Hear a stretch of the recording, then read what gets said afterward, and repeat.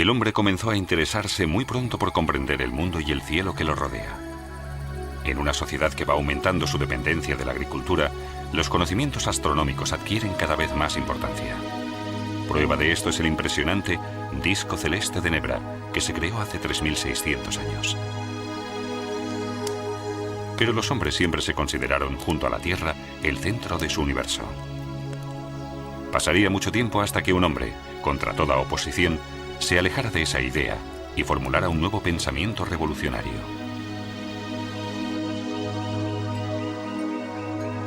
La concepción del mundo de Nicolás Copérnico.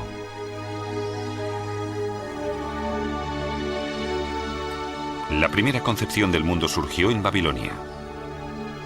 3000 años antes de Cristo, la Tierra se consideraba un disco que flotaba en medio del océano, en cuyo centro se erigía la montaña del mundo. La explicación que daban los babilonios al paso del día a la noche era que el sol y la luna circulaban alrededor de la montaña. Por el mundo pasaban el Éufrates, el Tigris, el Ganges y el Nilo, y todo estaba cubierto por una bóveda en la que se movían los dioses de las estrellas. En la concepción del mundo de los egipcios, el Nilo es el centro. Los dioses separaron el cielo y la tierra y el resultado fue el mundo.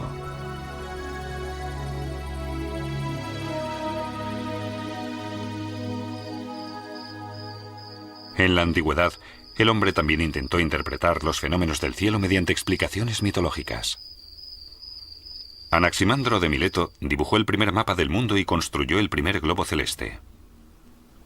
Representó la Tierra como un cilindro, y en su parte más profunda se encontraba el submundo.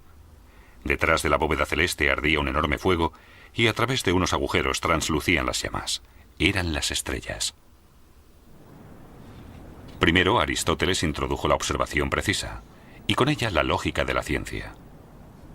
Para él, el mundo era una bola formada por una mezcla de tierra, agua, aire y fuego, que se encontraba anclada en el centro del cosmos.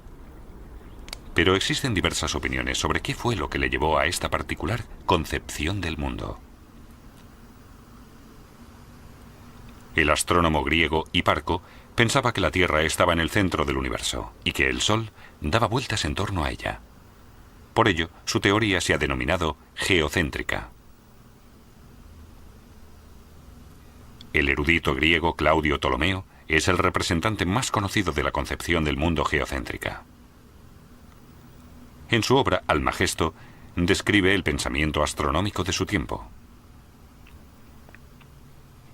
Siglos después, su libro caería en manos de Nicolás Copérnico. En su obra, Ptolomeo defiende la teoría de que la Tierra permanece estática en el punto central del universo. Todos los planetas giran en torno a ella en lo que denominó esferas, es decir, órbitas que se pueden mover de forma independiente. En una de esas esferas se mueve el Sol, en otra los planetas y en otra las estrellas fijas. Pero Ptolomeo no fue capaz de dar una explicación del movimiento irregular de los planetas. Más de 1000 años después, el siglo XV fue la época de la revolución científica.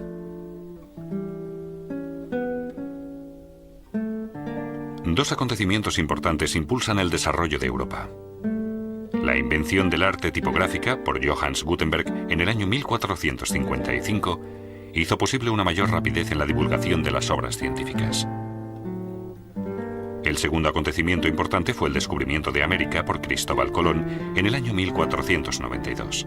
Con él, las últimas dudas sobre la forma redonda de la Tierra se disiparon.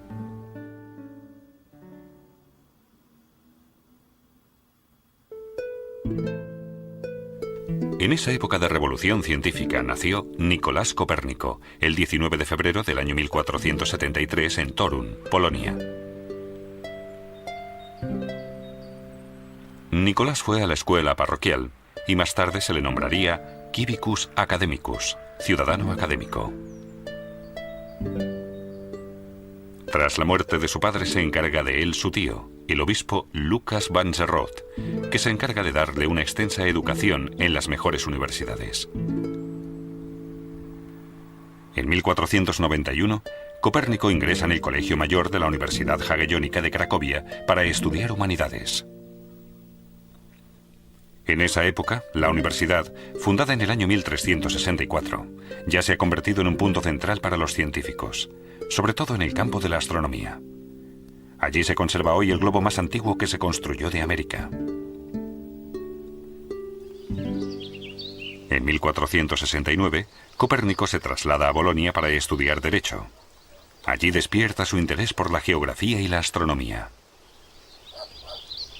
En el año 1500, recibe una oferta de la Universidad de Roma, La Sapienza, para dar clases de matemáticas y astronomía.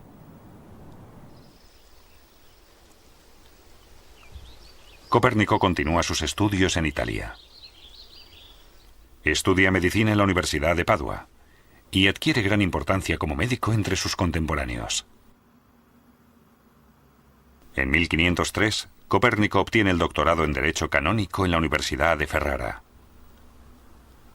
3 años más tarde regresa a su patria y trabaja como médico de cámara y secretario de su tío, el obispo de Guarmia. En el año 1512 fue nombrado canónigo en Freudenburg, con lo que se asegura el sustento para el resto de su vida.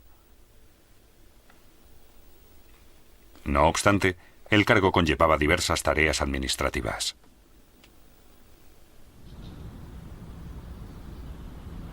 Sin embargo, Copérnico encuentra tiempo para la observación astronómica. En una pequeña torre de la Catedral de Freudenburg, crea su propio observatorio.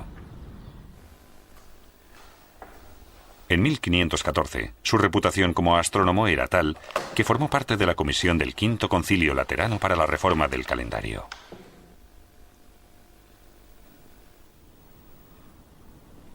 En esa época, redacta su primera obra astronómica, Commentariolus, pequeño comentario. En ella ya encontramos el primer esquema de su nueva concepción del mundo, en cuyo centro se encuentra el Sol, pero Copérnico esperará para publicarla. La idea del universo heliocéntrico llegará a Copérnico a través de la lectura de estudios antiguos. En ellos encontró un pensamiento que consideró revolucionario. El erudito griego Aristarco de Samos investigó el movimiento irregular de los planetas conocidos y consiguió dar una explicación. Afirmó que la Tierra también se movía y que recorría su órbita alrededor del Sol más rápido que los planetas situados a más distancia.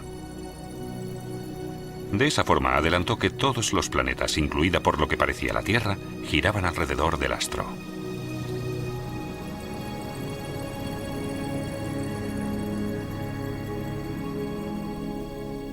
Pero la teoría de Aristarco no pudo convencer, porque sobrepasaba la imaginación de la gente de su época. ¿Cómo podía, por ejemplo, un pájaro encontrar el camino de vuelta a su nido si mientras volaba la Tierra giraba?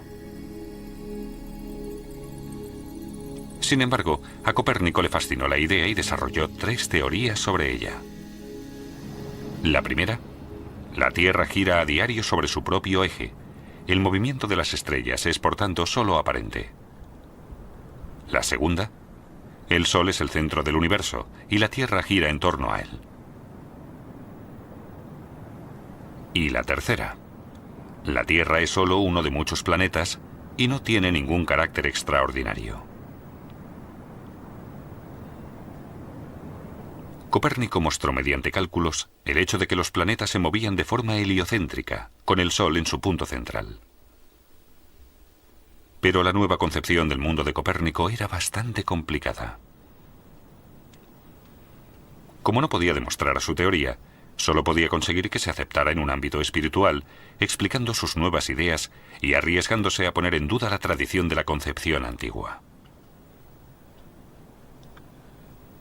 Así que Copérnico decidió seguir esperando. La Iglesia Católica defendía la teoría geocéntrica del mundo. Según la Biblia, Josué se dirigió al Señor y exclamó: «Detente, Sol». Para que el Sol se detuviera debía estar, como es lógico, en movimiento, y eso exactamente es lo que contradecía la concepción heliocéntrica del mundo y, por tanto, la teoría de Copérnico. Él era consciente de las repercusiones políticas de su teoría. Por ello, volvió a posponer la publicación de sus conocimientos y siguió investigando.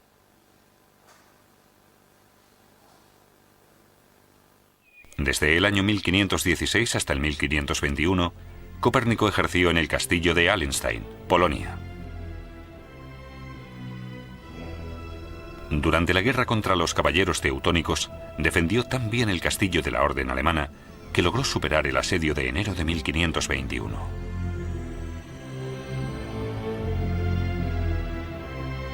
Poco después se firmó un armisticio y Copérnico colaboró en las negociaciones de paz. Pero también en Allenstein encontró tiempo para la observación astronómica. Realizó mediciones de la altura del Sol para concretar el inicio del día y la noche. Pero Copérnico nunca abandonó la idea de la concepción heliocéntrica del mundo. En 1542, por fin, da su consentimiento para la publicación de sus teorías en Nuremberg.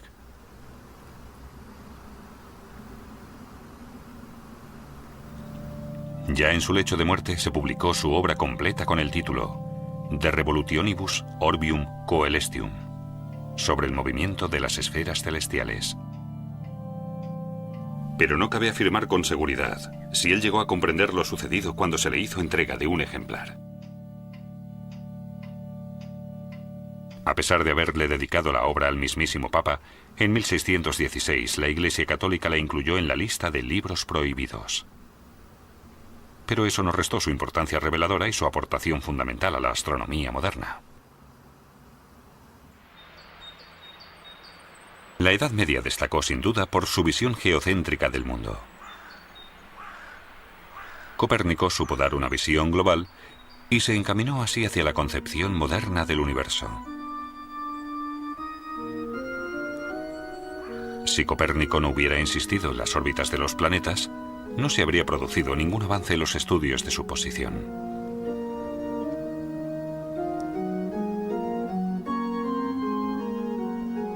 En 1594, el astrónomo Johannes Kepler pudo calcular las órbitas de los planetas con más exactitud, pues en lugar de círculos, partió de esferas. Kepler se basó en las ideas fundamentales del sistema heliocéntrico de Copérnico. En su obra Astronomía Nova, la nueva astronomía, completó en 1609 una teoría factible. Un italiano ayudó a Kepler a demostrar su teoría, Galileo Galilei.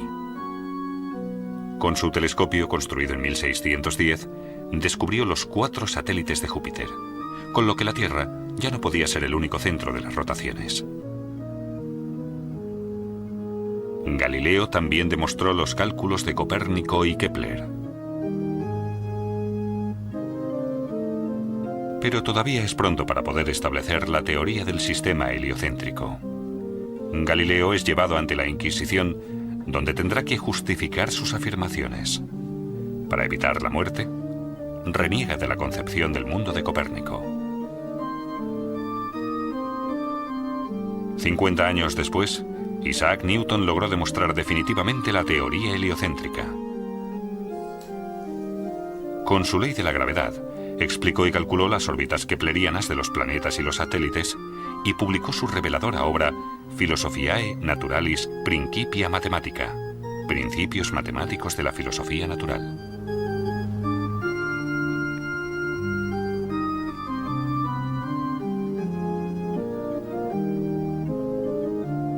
Pero el Papa y la Iglesia Católica necesitaron más tiempo para aceptar definitivamente la teoría de Copérnico.